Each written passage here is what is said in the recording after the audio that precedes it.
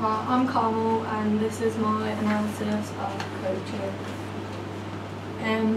The role of a coach is to introduce to be an innovator, which is a person who introduces them to the sports if they are a beginner or at the cognitive stage of learning.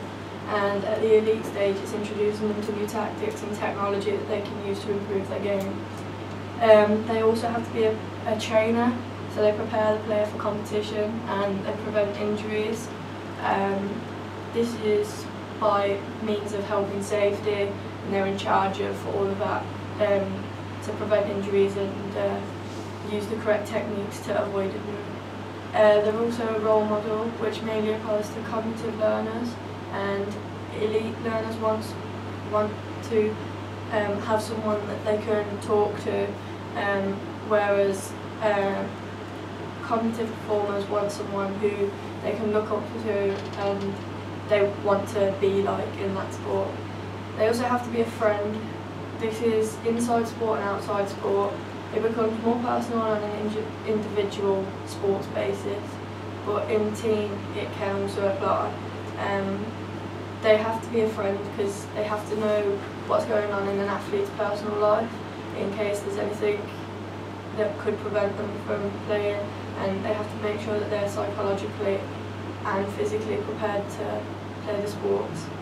They're also educators, so they have an in-depth knowledge of what is needed at all levels of sports, and in cognitive they're drawn to developing technique for good all-round players. Coaching responsibilities are legal obligations.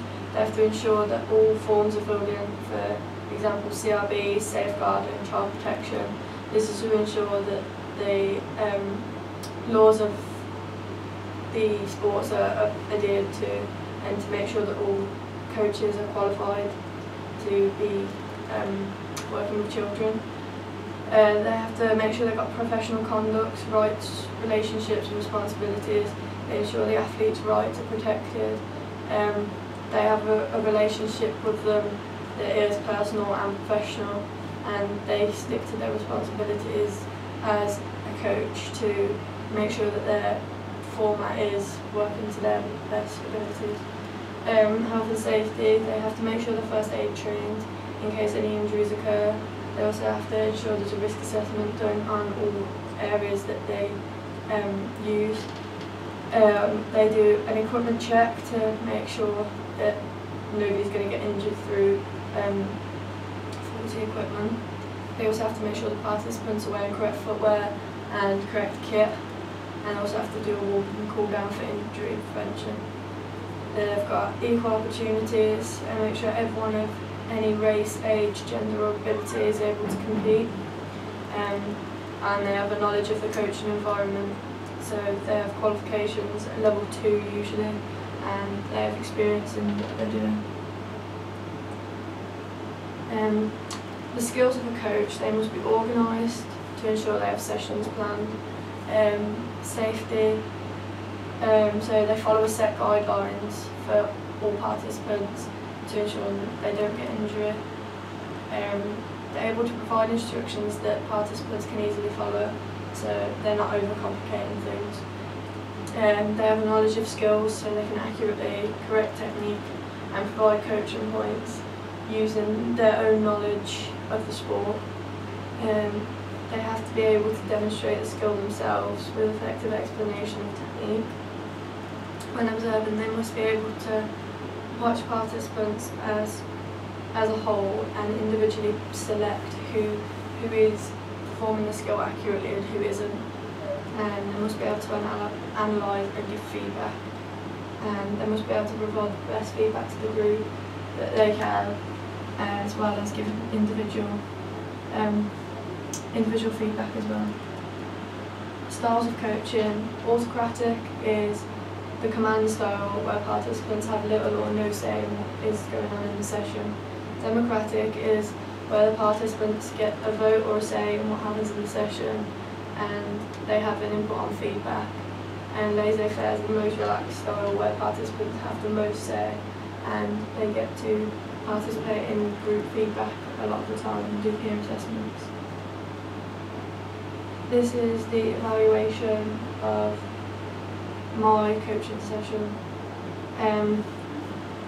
I planned to introduce health and safety aspects of the sport, which I managed to do quite well, and I kept emphasising that they have to stay at least a metre apart to make sure that they don't hit anyone, and they have to make sure their arms width apart to ensure that they're not going to make contact. I also plan to use terminology which I used for, I used the Japanese names for the kicks and punches, which all the participants found quite interesting to hear. Also, I plan to put a space between the participants, again to emphasise the health and safety, which I managed to do quite effectively. I kept the participants quite spaced apart, but then also close together so they could hear what was going on, but weren't making contact. I wanted to introduce basic punches and basic blocks, which again I managed to do, and I put them into practice, and all participants managed to get to grips with it quite quickly. Put the basic skills into a sparring situation so the participants gained an idea of how to apply it. I did this, but I did it tournament style, so it was a bit different to what normal sparring would be, and it was more of how to score points and stuff, as opposed to how to actually like spar, just going normal. And then I wanted to introduce the basic kick after this, which I did. I introduced the front kick, which is the easier technique to learn. And then I wanted to show how you would score points in a competition and when you would not score, and if you didn't score, why you wouldn't score. And I did this and explained what an ippon is, which is when you score a straight win if you do correct technique and have a flawless follow through and stuff. And then I explained how if you wouldn't score if you don't do a kime, which is when you have to do your technique but you have to shout really loudly. So that was again interesting. Okay, so I've got no writing on my strengths and weaknesses page. Yeah. So my strengths as delivering the session were that I was very confident with doing it. I know a lot about what I do. I've been doing it for a long time now, and I know my techniques and I know how to correct techniques. I progressed the session quickly, but I also ensured that everyone, like all of my participants, managed to understand the technique, and I waited until they'd all got that correct before moving on. However, I did work individually with people for longer than I should have done. I could have moved the group around a little bit, and because there was only 3 of them, I could have maybe worked with each for a certain amount of time rather than spending a bit more time with one of them because they were understanding it better. Also, another strength of my session was that I used differentiation. So, but it wasn't major differentiation, but the person that was working with me was having more of a like hands-on approach. So when we was doing blocks and stuff, like I would punch and then correct the technique as I was going, whereas the other group were having slightly easier tasks, so that I could watch them and see if they was understanding how to do it. When I was doing the session, I wanted to basically start off with each of the different punches. So short punch then goes into a short stomach punch would then go into a long stomach punch, and then I progress this to a head level punch and then do the blocks for each as well. So in the same order. So when you've done your short punch, I do the block for a short punch and then get them working. So one partner would punch, the other one would block. And I think that worked quite well, and the participants seemed to enjoy doing that. Also, I had quite good timing. I managed to get everything I wanted to do, and I managed to do it all in the time limits. Yeah. So I think overall it went quite well. This is my plan of my indoor lacrosse. I wanted to introduce the basic techniques of throwing, catching and scooping, which I didn't do. I only managed to do throwing and catching. I didn't really get around to scooping. I kind of didn't time this session very well. The participants managed to do the throwing, but they were on it for too long, so I didn't get around to doing the scooping. I want to emphasise the rule differentiation between men's lacrosse and women's lacrosse. Again, I didn't do this either, because men's is contact, and I had a group of 11 boys and 1 girl. So if I told them that men's was contact, they would have probably just thought, oh okay, then we'll be contact. So I didn't want to emphasise that that was contact. I wanted to just let them have a non-contact game. I want to use the star activity and the zigzag games to get participants passing and moving as they would in a game situation. I managed to do the zigzag, but they were in small groups, and I didn't do the star activity at all, which I could have done. But again, my timing was really bad, so I should have really sorted that out first.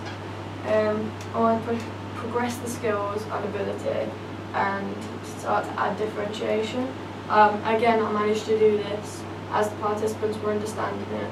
I got them moving on in groups, so there was a couple of groups who were understanding it better and doing the actual task better, so I moved those on quicker, and then I was working with the other groups to try and get them to move along. And had to try and correct technique as a whole group if lots of people struggling with the same thing. I didn't do this, I more did individual technique, correct things. I was walking around a lot and correcting individual techniques.